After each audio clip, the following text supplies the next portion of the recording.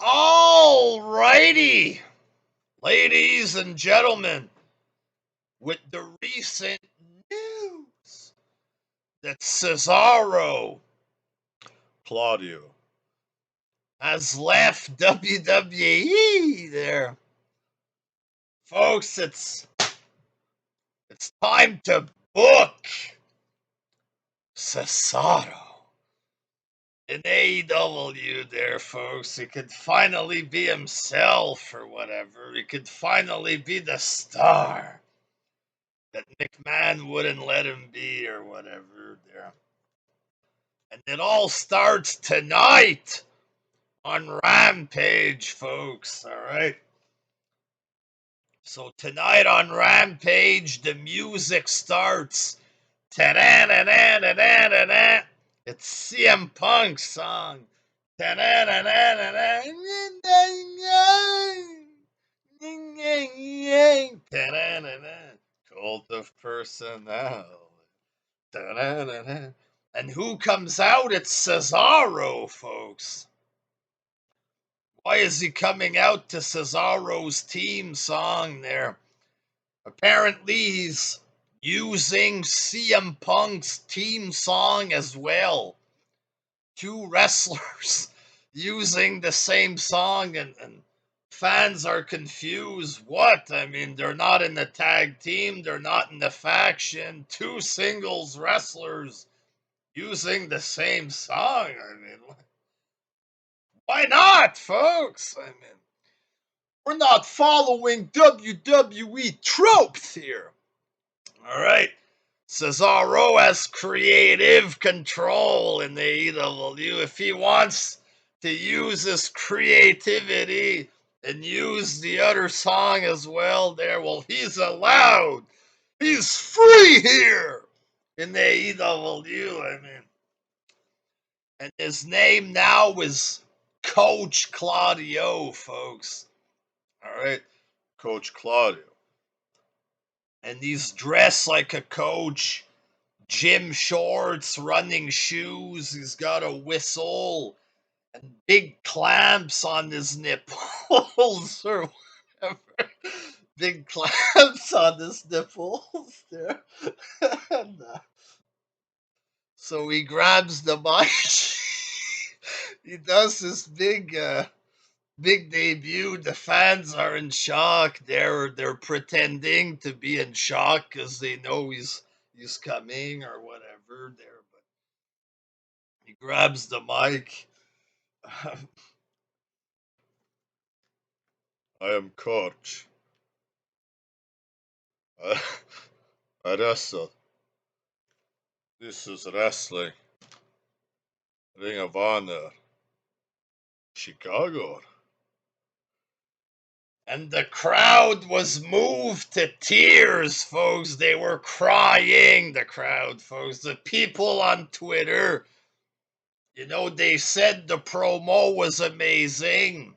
And then he proved McMahon wrong when it came to charisma. They said he displayed great charisma in this promo or whatever. And then, they had such big rating on Rampage. They got 505K for the big debut. So they pretty much did the same thing again on Dynamite, just like they did with Punk. There, the music plays. Then Coach Claudio, he comes out, folks. He grabs the mic. I'm just I'm just happy to be here. And then he gets naked and he dives right in the crowd, folks. He's so happy to be here. I'm moved to tears, folks. I'm like an AEW fan. I'm crying. Thanks to Cesaro. The passion. He goes in the ring. He grabs the mic. You say I can't talk? You say I can't cut promo. At the pay-per-view, I will make statement. I will do my talking in the ring. So Cesaro, he says, is going to be at Revolution, the big pay-per-view in 2 weeks. So after Adam Page defeats Adam Cole or whatever, Cesaro, folks, Claudio, he attacks Adam Page. He attacks the Hangman. He takes off his nipple clamps and he sticks them on the cowboy, folks. Adam Page or whatever. And then Tony Schiavone, he interviews him about this on Dynamite there. Cesaro! And then Cesaro, he explains his actions. I want to be world champion. I want to prove Vince McMahon wrong. And then Adam Page comes out, folks. Hey, cowboy shit, man! Then he slips on the banana peel, he falls on his ass, and Cesaro, ha ha. He looks at the crowd and points at Adam Page, ha ha. And then the indie fans, ha ha, ha ha. And the crowd was solid behind Cesaro, folks. At All Out or whatever, Cesaro defeats Adam Page. I mean, and he finally did it. He proved McMahon wrong. He became a world champ. I mean, and the fans on Twitter, they were so happy there. This is for you, man, Cesaro. You did it. You did it. We did it. This is for all of us. This is for all the Dean Malenkos who never got to be world champs, man. He did it for all of us. So Cesaro wins the title. The Smarks, folks. They finally got what they want, and then it's Cesaro's big championship celebration. He's wearing a suit. He's got all the coolness and the charisma of a 1930s NWA champion. I mean, he's got the charisma, folks. I mean, and then he's interrupted. The original gangster, Kenny Omega, makes his big comeback there. With Don Callis, Kenny Omega, he's dressed up like Princess Toadstool or whatever. Don Callis, he's dressed like Luigi there. Hey, it's me, the invisible hand. You know why my hand's not visible, bud? Because it's tucked inside the trunks of Kenny Omega right now. And by the way, my good friend Kenny, he wants another title shot. Then Kenny grabs the mic. That's right, Don. 69 me, Don. 69 me, Luigi. Come on. And then they're doing stuff there. Cesaro's observing. I accept. And then it's a big match, folks. Kenny versus Cesaro. They're about 15 minutes into this match there, and Cesaro can feel it. You know what I mean? Kenny can feel it. The crowd, they feel it. They know they're witnessing something special. There's something historic. Cesaro, the passion, he's feeding it off the live crowd. He pulls his pants down. Come on, Kenny. Let's give the people what they want. Pull down your pants. Come on. Kenny pulls down his pants, folks, and they put on a clinic. I mean, 45-minute match. They broke the Meltzer scale. 8.25 stars, baby. I mean, a new record there. Cesaro wins the Pro Wrestling Illustrated #1 Wrestler of the Year after the match. I mean, Daniel Bryan, he sees this. He's very jealous.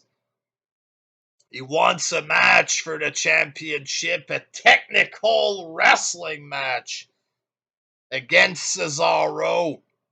And folks, the match they put on, I mean, 4 hours and 6 minutes the match lasted.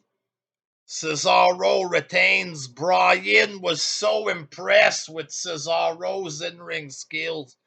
He invited him to join this faction or whatever. So it's Cesaro and Bryan together. They're in the faction there with Bryan. And then it's time for the big Kofi Kingston or Eddie Kingston match there. Cesaro versus Eddie there, and Cesaro grabs the mic. Eddie, you're a bomb, Eddie. Your brother's a bomb, Eddie. Daniel Bryan grabs the mic. Eddie, when I first met you in Ring of Honor, I thought you were a loser. And then Eddie was crying. Eddie, he had enough, folks. He broke down. Come on! He's crying, folks. They finally broke his spirit over there, and then they have the match. Cesaro defeats Eddie Kingston there, but they made him look strong. I mean, they made him look strong. Eddie spent, the next 3 months in catering. He got very depressed after this match there. The next time he had a TV match, he was weighing about 400 pounds. He was crying and eating a big sandwich. He had a chip on his shoulder, folks. Literally, he was full of chip crumbs. I mean, should have went to WWE when he had the chance, folks.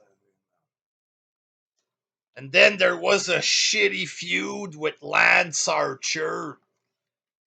Terrible promos there, Jake the Snake. Big match, big match, whatever. Basically, folks, they got about 400K there. Lance Archer versus Cesaro in some shitty hardcore match or whatever. The fans were getting fed up. They wanted a real match or whatever. They wanted the dream match. Punk versus Claudio. Okay, folks. And let me tell you, folks, that's exactly what they had there. Punk versus Cesaro. And Cesaro, he was confident now because he was the world champ. Lots of momentum. He was getting experience working with a great stick man like CM Punk. Suddenly, Cesaro's cutting great promos, real ones. Because of his confidence, this new coach gimmick, the creative freedom, he could be himself finally, folks. And he was cutting great promo. Him and Punk, they were cutting promo every week, building up their program. They were sitting together, both of them sitting on the floor like Punk in the ring, sitting towards each other. Remember that time in the Ring of Honor? The promo material was amazing. Just before the pay-per-view, breaking news, CM Punk, he's unhappy. You know what I mean? He took his ball and he went home there. He walked out or whatever. So Tony Khan, he's scrambling. He has a massive announcement. Big announcement. It's going to be good for everybody. And then it's announced it's Brian Alvarez, the replacement. They're him and Dave Meltzer as his manager. Hey, Dave, looks like we got a world title match. Oh, yeah. And then Brian Alvarez defeats Cesaro, folks. He becomes the new world champion. Cesaro, he's crying in the ring, folks. And then the music plays. Ta-da-da-da-da-da-da-da. Ta-da-da-da-da-da. And CM Punk, he comes back, folks. Punk returns there. And the fans, they're in the crowd. Hey, that's Claudio's team song. That's Claudio's team. Yeah, that's Claudio's music. I agree with you.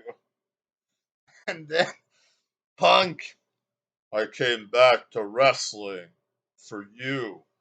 I heard what you said about Chicago a while back, and I want to be your partner. and then they form a tag team, folks.